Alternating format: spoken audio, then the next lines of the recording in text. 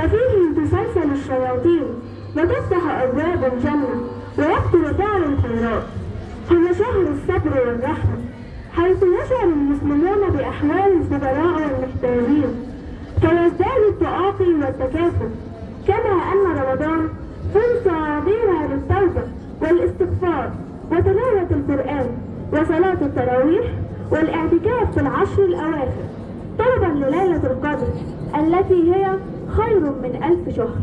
فلنغتنم هذا الشهر الفضيل بالأعمال الصالحة ولنحرص على الابتعاد عن كل ما يغضب الله حتى نفوز بجناته.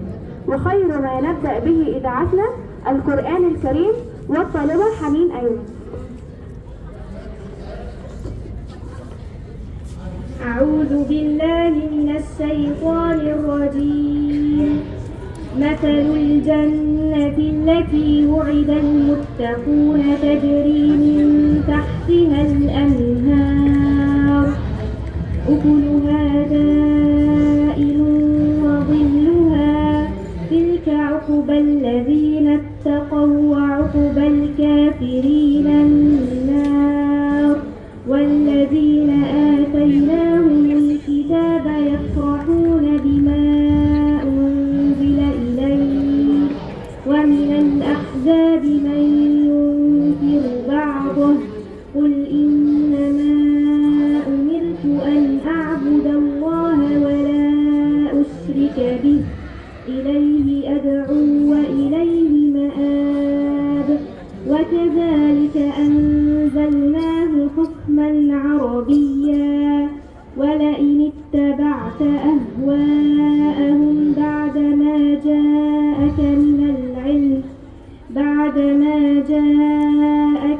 العلم ما لك من الله من ولي ولا واق. صدق الله العظيم. ومع الحديث الشريف والطالبة كنزي خالد. قال رسول الله صلى الله عليه وسلم: من صام رمضان إيمانا واحتسابا غفر له ما تقدم من ذنبه. صدق رسول الله صلى الله عليه وسلم. ومع فقرة هل تعلم والطالبة نور محمد.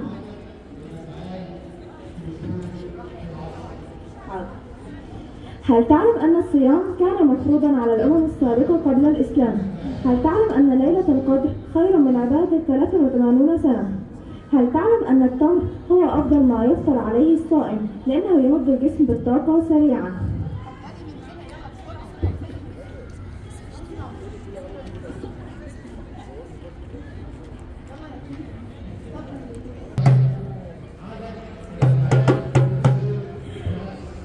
رمضان كريم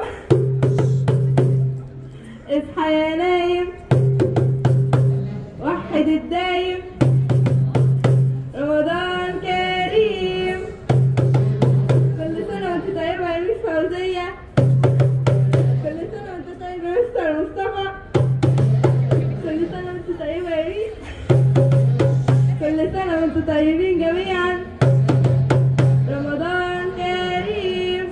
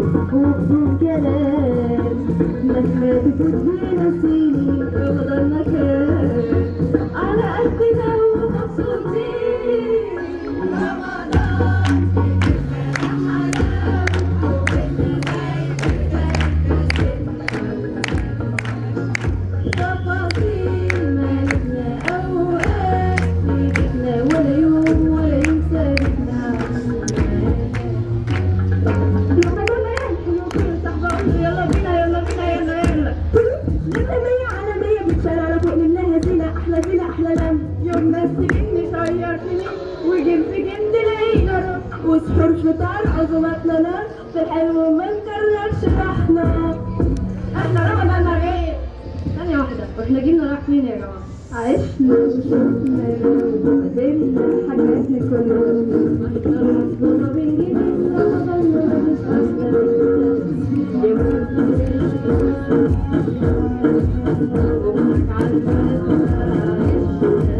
حلو بينهم خلي ما بينهم مقلب حلو وحبنا وحمدان يتربى في عزه كان بيقولوا ينقولها معاه يتربى في عزه ويمر على ونستنى فيه حلاوته كان يحلى ما بين الموجودين رمضان في جنة وبيننا زي كده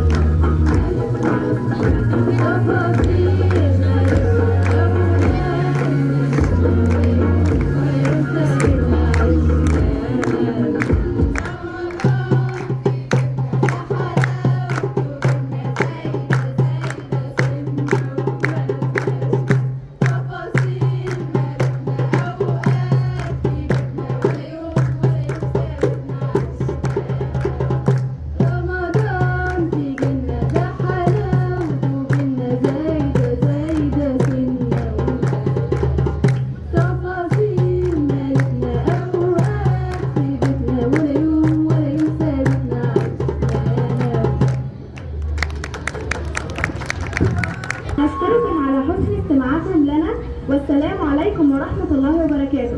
كانت معكم الطالبة ملك صبري فكري تحت إشراف قسم التربية الموسيقية والتربية الرياضية.